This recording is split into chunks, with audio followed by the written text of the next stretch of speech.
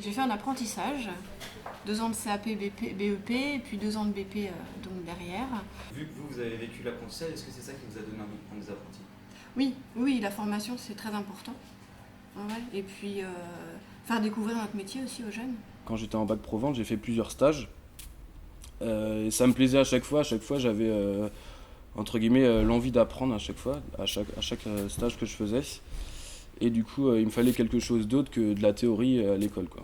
L'apprentissage, c'est s'insérer rapidement dans la vie active. C'est un accélérateur de maturité, je pense.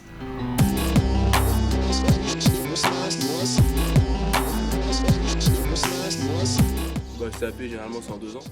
Sauf quand on a déjà un CAP, on peut passer un CAP dans le même secteur en 1 an. Par exemple, on a fait un CAP boulanger en 2 ans, on peut faire un CAP pâtissier en 1 an. Je suis 3 semaines chez l'employeur et 1 semaine au CFA. Des fois, ça peut être 2 semaines à suivre au CFA aussi, surtout aux périodes d'examen, mais des fois, ça varie un peu, les semaines. L'école, c'est vraiment la partie, théorie, alors que à l'entreprise, on fait de l'application, quoi. Ce qu'on voit à l'école, on le voit forcément en entreprise. L'apprentissage, ça ne se résume pas à du travail. En examen, il y a de la théorie et de la pratique. Vous pouvez être bon en pratique et moins bon en théorie. Le but du jeu, ça va être de bûcher les deux. Il faut gérer le travail chez le patron et puis le travail en cours. C'est important. On est 3 co-signataires du contrat quand le jeune et les mineurs. Il y a nous, l'artisan, il y a l'apprenti avec ses parents et le centre de formation.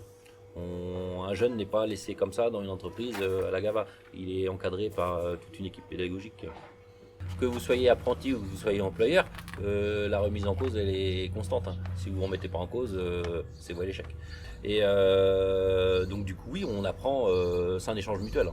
Le fait d'avoir travaillé ailleurs, ils peuvent m'apprendre certaines choses qu'eux ont vues dans d'autres entreprises.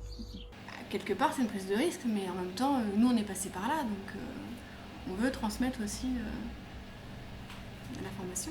En fait, l'idée de prendre un apprenti ou plusieurs, c'est de créer un vivier de futurs employés peut-être, de former des gens à notre façon de faire en fait. Ces jeunes-là sont censés reprendre nos affaires plus tard, donc il faut bien former des jeunes dans les métiers manuels. C'est un peu comme un jardin, vous plantez vos graines maintenant, vous récupérez vos fruits plus tard. L'apprentissage c'est pareil. Déjà, je pense dans un premier temps, il faut vraiment montrer sa motivation, montrer qu'on veut être impliqué dans l'entreprise, qu'on veut faire les choses bien. Après, c'est pas toujours évident, bien sûr, mais je pense que la motivation joue beaucoup.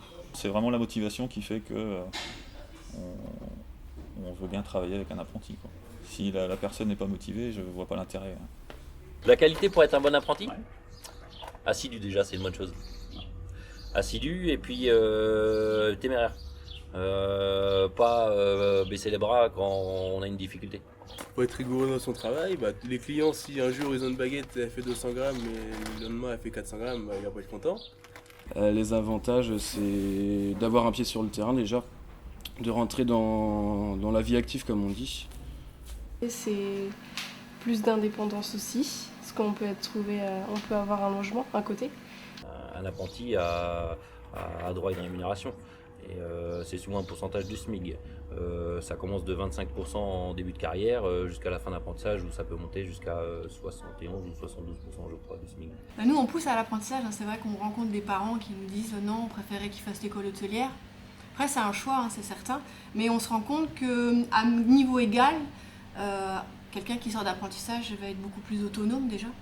Il y a une époque où on disait entre guillemets, il n'y a que les cancres qui vont en apprentissage. Avec 15 de moyenne, il était peut-être censé, dans la tête de beaucoup de gens, suivre un parcours à l'école. Or, ce qui l'intéressait, c'était un métier manuel, la boulangerie. Des fois, on voit des gars, ils ont bac plus 5 et puis ils sont au chômage depuis des années.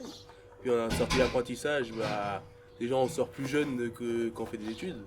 Puis forcément, on monte plus vite les échelons vu qu'on a déjà l'expérience du métier.